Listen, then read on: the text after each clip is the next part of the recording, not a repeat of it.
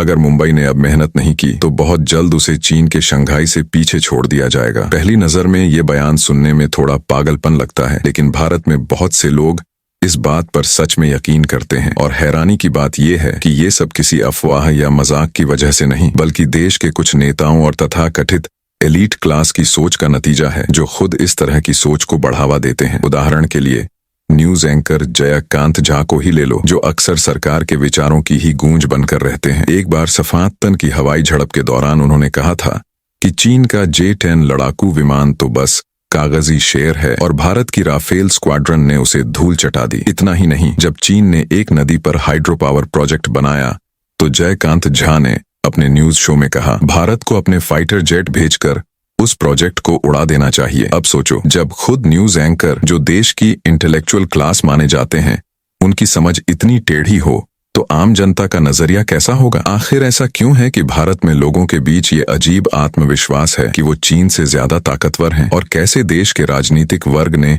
एक ऐसी सूचना की दीवार खड़ी कर दी जिसके पार सच्चाई पहुंच ही नहीं पाती? भारत एक ऐसा देश है जो अपने इतिहास के ज्यादातर हिस्से में बटा हुआ रहा है। यहाँ 1600 से ज्यादा भाषाएं बोली जाती हैं और 22 तो आधिकारिक भाषाएं हैं। धर्मों का तो कहना ही क्या, हर कुछ किलोमीटर पर आस्था बदल जाती है। इस विविधता ने एक ओर भारत को रंगीन बनाया, लेकिन दूसरी ओर इसने एक बड़ी समस्या भी खड़ी की, एकजुट राष्ट्रीय पहचान का अभाव। जब भारत आजाद हुआ तो शासक वर्ग के सामने सबसे बड़ा सवाल यही था, इतने विविध लोगों को एक साथ कैसे जोड़ा जाए? जाति व्यवस्था जो सदियों पुरानी थी, उन्हें एक आसान प्रशासनिक टूल लगती थी, इसीलिए उसे खत्म नहीं किया गया, बस बनाए रखा गया। लेकिन हजारों सालों तक चलती इस व्यवस्था ने इतने अंदरूनी विरोधाभास पैदा कर दिए कि इसे अब और जस का तस रखना नामुमकिन था। तो सत्ता वर्ग ने एक नया रास्ता चुना, एक झूठी राष्ट्रीय शान गढ़ना, एक महान भारत की कहानी जिस पर सबको यकीन दिलाया गया। हालांकि ये नकली आत्मविश्वास एकदम हवा में नहीं बना। उस वक्त की अंतर्राष्ट्रीय राजनीति ने भी इसमें आग में घी डालने का काम किया। भारत पाक विभाजन के बाद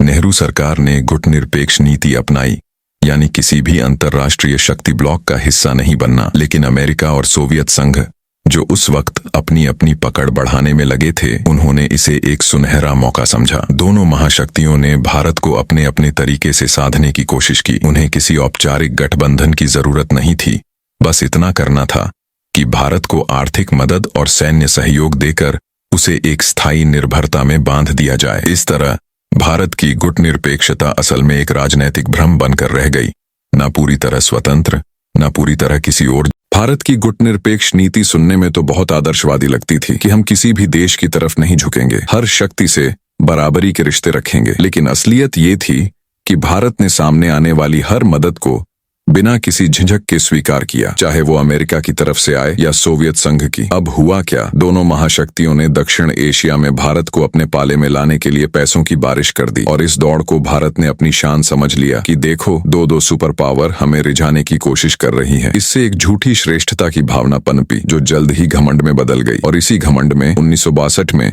भारत ने चीन के साथ टकराव का रास्ता चुन लिया। भारत को लगा कि कभी अफीम युद्ध और औपनिवेशिक काल में ब्रिटिश सेनाओं के साथ रहकर उन्होंने चीन को हराया था, तो वो परंपरा अब भी जारी रहेगी। पर असल में वो बस ब्रिटिश साम्राज्य के सैनिक थे, खुद के नहीं। भारत ने यह भूल की कि अब वो कमजोर किंग राजवंश वाला चीन नहीं है, बल्कि एक ऐसा देश है जो हजारों लड़ाइयों के बाद और भी मजबूत हो चुका था। परिणाम साफ था, 1962 की लड़ाई में भारत को इतिहास की सबसे बड़ी हार का सामना करना पड़ा। लेकिन सरकार के लिए इस हार को स्वीकार करना मुश्किल था, तो उन्होंने जनता के सामने कहानी पलट दी। उन्होंने कहा, चीन ने धोखे से हमला किया, हम तैयार नहीं थे, वरना जीत हमारी होती। यहाँ तक कि उन्होंने सुन त्जू की आर्ट ऑफ वॉर के उदाहरण तक निकाल लिए, ताकि हार को रणनीतिक चाल बता सके। इस तरह एक शर्मनाक पराजय को नीति आधारित संघर्ष का तमगा दे दिया गया, और यहीं से शुरू हुई भारत की लंबी चलने वाली चीन विरोधी सोच। सरकार ने मीडिया के जरिए लगातार यह प्रचार करना शुरू किया कि भारत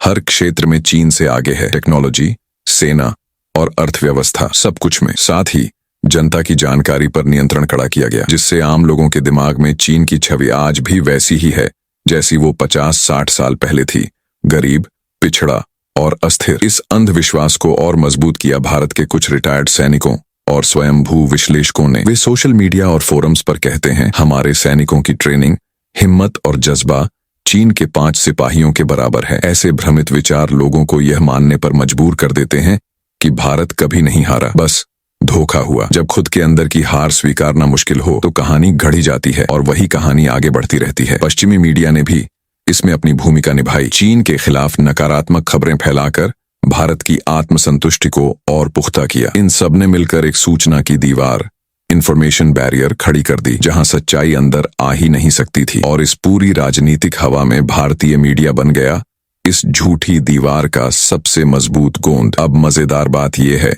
जब पूरी दुनिया पेपर न्यूज से आगे बढ़ चुकी, जब पूरी दुनिया में अखबारों की लोकप्रियता लगातार गिर रही थी, भारत उस दौर में भी कागजी न्यूज की दुनिया में एक अलग ही रिकॉर्ड बना रहा था। आज भारत में करीब 16,000 अखबार, 2400 मैगजीन और 14,000 डेली पब्लिकेशन हैं। हर दिन 1 करोड़ से ज्यादा अखबारों की बिक्री होती है। और हैरानी की बात यह है कि ये इंडस्ट्री आज भी बढ़ रही है, चाहे डिजिटल युग क्यों ना आ गया हो। लेकिन सबसे दिलचस्प बात यह है, इतना बड़ा अखबार बाजार होने के बावजूद भारत अपने खुद के कोई बड़े मीडिया जायंट्स नहीं बना पाया, बल्कि अंग्रेजी अखबार ही आज भी न्यूज सर्किट में हावी हैं, जिनकी आवाज आम जनता तक नहीं बल्कि एलीट क्लास तक सीमित रहती है। कागजी मीडिया की एक बड़ी कमी ये होती है कि वो इंटरनेट जितनी तेज और पारदर्शी नहीं होती। और जब पश्चिमी मीडिया चीन या एशिया से जुड़ी खबरें अपने नजरिए से पेश करती है तो भारत में वो फिल्टर होकर और ज्यादा टेढ़ी हो जाती है। इसी माहौल में भारत के लोगों की चीन को लेकर समझ धीरे धीरे पूरी तरह विकृत हो गई। भारत के मीडिया की एक और खासियत है, वो गैर जिम्मेदारी के लिए मशहूर है। ज्यादातर मीडिया हाउस प्राइवेट हैं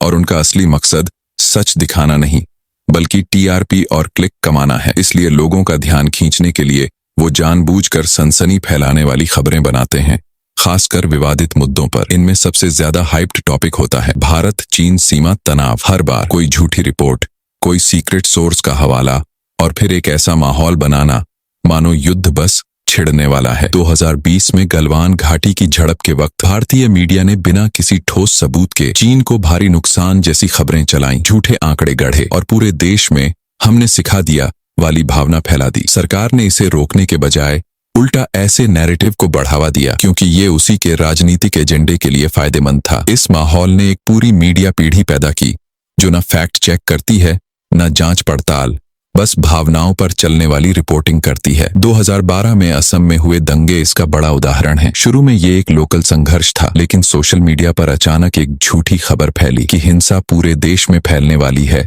सरकार कुछ नहीं कर पा रही। बस इतना सुनते ही पूरे देश में अफरा तफरी मच गई। हजारों लोग ट्रेन और बस पकड़कर शहर छोड़ने लगे, रेलवे स्टेशन ठप पड़ गए और पूरे नॉर्थ ईस्ट में सिटी एक्सोडस जैसा नजारा बन गया। पर इस त्रासदी से भी सरकार ने कोई सबक नहीं सीखा। न तो फेक न्यूज पर सख्ती बढ़ी, न मीडिया के लिए कोई जवाबदेही तय की गई। भारत का मीडिया आज भी उसी पुराने ढर्रे पर चलता है, जहां खबरें सच कम और राष्ट्रीय आत्मसंतोष ज्यादा बेचती हैं। भारत में जब पारंपरिक मीडिया अपनी साख खो रहा था, सरकार और सत्ताधारी दल ने डिजिटल प्लेटफॉर्म्स का एक नया इस्तेमाल खोज लिया। राजनीतिक प्रचार के लिए भारतीय जनता पार्टी ने सोशल मीडिया को एक सरकारी माउथपीस की तरह इस्तेमाल करना शुरू किया। हर प्लेटफॉर्म पर वही नैरेटिव, राष्ट्रवाद, गौरव और देशभक्ति, लेकिन असली मकसद था जनता का ध्यान देश के अंदरूनी मुद्दों से हटाना। इसी माहौल में कुछ विदेशी कॉरपोरेट्स और थिंक टैंक्स ने भी भारतीय मीडिया सिस्टम पर अपनी पकड़ बढ़ा ली। उन्होंने फेक न्यूज नेटवर्क बनाना शुरू किया जो न सिर्फ झूठ फैलाते थे बल्कि भारत की राजनीतिक लाइन के अनुरूप जनता की सोच को मोड़ते भी थे। नई दिल्ली स्थित श्रीवास्तव ग्रुप का मामला इसका सबसे बड़ा उदाहरण है। इस समूह ने करीब 750 नकली मीडिया वेबसाइटें तैयार की जो पाकिस्तान और चीन विरोधी खबरें फैलाती थीं। हद तो तब हुई जब देश की कुछ मुख्यधारा की न्यूज एजेंसियों ने उनकी वही झूठी खबरें छाप दी। सरकार को ये रोकना चाहिए था, लेकिन ऐसा हुआ नहीं क्योंकि ये फेक नैरेटिव सरकार के राजनीतिक फायदे में काम आ रहा था। नतीजा ये हुआ कि देश में राष्ट्रवाद का उबाल धीरे धीरे नियंत्रित प्रचार का हथियार बन गया। लोग अब सच्चाई नहीं बल्कि वही बातें सुनना चाहते थे जो उनकी राष्ट्रभक्ति को सही ठहराएं। ऐसे माहौल में अमेरिकी और पश्चिमी मीडिया द्वारा फैलाई गई चीन विरोधी खबरें भी भारत में बिना किसी जांच के सच की तरह स्वीकार कर ली गईं। अब स्थिति ये है कि भारत के आम नागरिकों पर एक सूचना की दीवार खड़ी हो चुकी है जहां असली तथ्य पहुंच ही नहीं पाते और चीन या किसी दूसरे देश के बारे में उनकी समझ पूरी तरह एक तरफा हो चुकी है। जब नेता और मीडिया झूठी जीतों की कहानी सुनाकर जनता को देशभक्ति का नशा देते हैं तो नतीजा असली एकता, या विकास नहीं बल्कि झूठी तसल्ली होती है। सबसे अजीब बात यह है, देश के अंदरूनी संकटों को सुलझाने की जगह भारत की एलीट क्लास ने एक आसान रास्ता चुना। भ्रम का इंजेक्शन लगाओ और जनता को शांत रखो। ये रणनीति थोड़े वक्त के लिए काम कर सकती है, लेकिन इससे हकीकत नहीं बदलती, क्योंकि सच्चाई ये है, चाहे बात इंफ्रास्ट्रक्चर की हो, इंडस्ट्रियल डेवलपमेंट की या गवर्नेंस की, भारत अब भी चीन से बहुत पीछे है। जो लोग इस सूचना के जाल में फंसे हैं वो शायद आज भी यकीन करते हैं कि मुंबई जल्द ही शंघाई को पीछे छोड़ देगी, लेकिन जब वही लोग वास्तव में देश से बाहर निकलकर दुनिया की हकीकत देखेंगे तो सवाल उठेगा, अब क्या करेंगे? क्या वो इस भ्रम की दुनिया में जीते रहेंगे या फिर सच्चाई का सामना कर वास्तविक बदलाव की तलाश करेंगे? क्योंकि याद रखो, झूठी जीत से कभी असली भविष्य। तो दोस्तों, ये वीडियो यहाँ पर ही खत्म होती है। तो फिर मिलते हैं किसी और एक नए वीडियो टॉपिक पर। और यदि आप ऐसी नॉलेज वाली वीडियोस देखना चाहते हो तो हमें सब्सक्राइब करना ना भूलें। और हाँ, आप हमें कमेंट करके बताओ कि आप ये वीडियो कहाँ से देख रहे हो।